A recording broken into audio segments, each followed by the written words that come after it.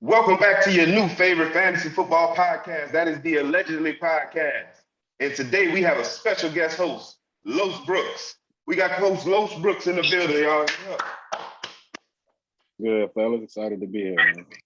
Man, we're really happy to have you on today, serving as a guest host for the Myrtle-Cherry Fantasy Football Game of the Week Coaches Spotlight. And we got a big game of the week this week with 438 Special traveling to William Street. And they got to face off with the Coke Boys in the Coke Palace. And for the first part of our Coaches Spotlight, we got the coach of the Coke Boys, Coach Courtney Williams, in the building. What's up, Coach? What's up? What's up, bro? What up, Coach? What up, Coach? Yeah, man, we are happy to have you here for the first part of our Coaches Spotlight.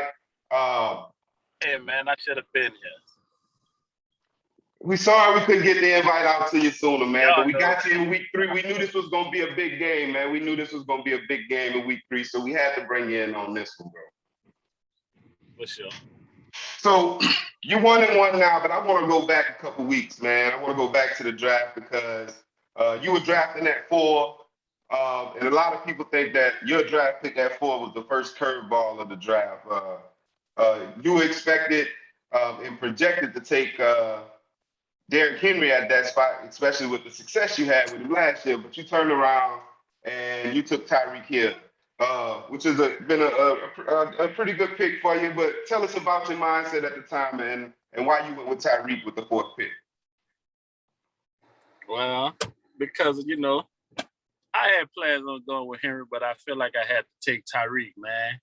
I didn't want the back end of that draft to have an opportunity to go Patrick Mahomes and Tyreek Hill. I know how they feel. I put up 120 with them together last year, So I know how it feels to get dominated by 2 players. So I just decided I'm going to go with my instincts and I'm going to take what's been getting me where I've been going.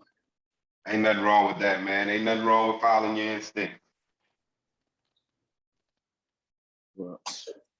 Well, since we're on the topic of Tyreek Hill, I wanted to ask you, he had a kind of a down week last week, and I wanted to know your confidence level in him picking it back up and having a monster game this week, knowing you drafted him so high for his production. Well, Los, man, look, we talking about this is a one-strike kid, man. I mean, one player and I can get 20. Like, I'm expecting that every game, So, I mean, they had him bottled up last week. The other team had a good defensive strategy, but with him and Mahomes, it's just one player and I can be up by 20 or 30. Boom. I agree. Game. Boom. That is definitely true about Tyreek Hill. Definitely true about Tyreek Hill. Hey, Coach Williams, this ink spot over here. We was looking at your lineup, and I seen that you not only had the double up with Kyler Murray and Chase Edmonds, but you also had Christian Kirk, which makes that the double up. Can we get kind of behind the scenes and see, exactly what's the motive for that? You don't, you want the double up. I mean, yes, Murray is I'm gonna say he's the number 1 quarterback in fantasy right now, but we never seen the double up. Explain that to me, Coach.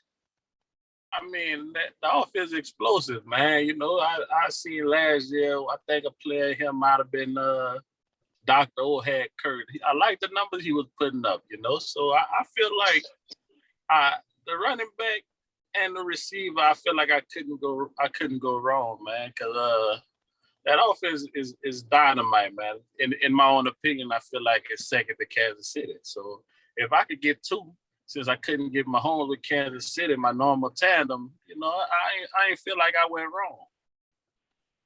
Right. And as of now, it definitely don't look wrong with Kyler Murray being the number 1 quarterback in fantasy football. So just had to get behind the scenes and ask you about that, Coach. And we know you're expecting a real big boom. They're playing Jacksonville this week, so we know probably has. I might bust the scoreboard this week. I don't know.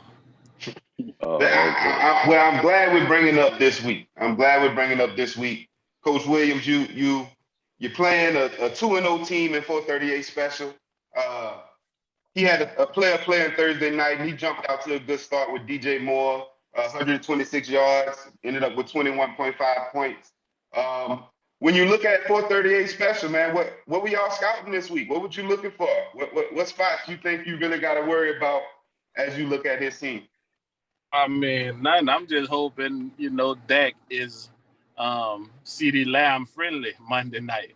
I'm really expecting the game to be out of hand, and he needs Dak to put up a big one, but I hope he's CD friendly. CD friendly, right? CD friendly, that would be nice. Yeah, that leads perfectly. That's what I was going to ask about. Looking at y'all team, y'all pretty evenly matched up, and I'm thinking the Monday night game is going to be a big game. So you got CD Lamb in your flex, and he gonna be getting targets from Dak. So if CD Lamb having a big game, I mean Dak might be having a big game too. So you think that's a strong suit for you, or the other way around? Sure. I mean, he like Amar, but I feel like the ball gets passes. CD get a good bit. He get a nice share. I mean, it might be a big game for y'all, Coach Lowe's, but I mean, we just sitting back waiting on the next 13 weeks to go by. Honestly. Yeah, I understand, but I left something out there. I left team. something out there last year. Washington got a ring I need. Wow, man! Go ahead, Cap. Coach Julian Washington had that. Coach Julian Washington. I mean, whichever Washington, one of them a doormat, so we don't really not too much worry about that. But yeah, to Coach Julian Washington.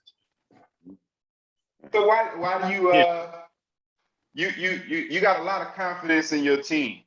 Of course, you can hear it in your interview. What makes you believe that you got a team that could go on and win it? Why do you feel like that?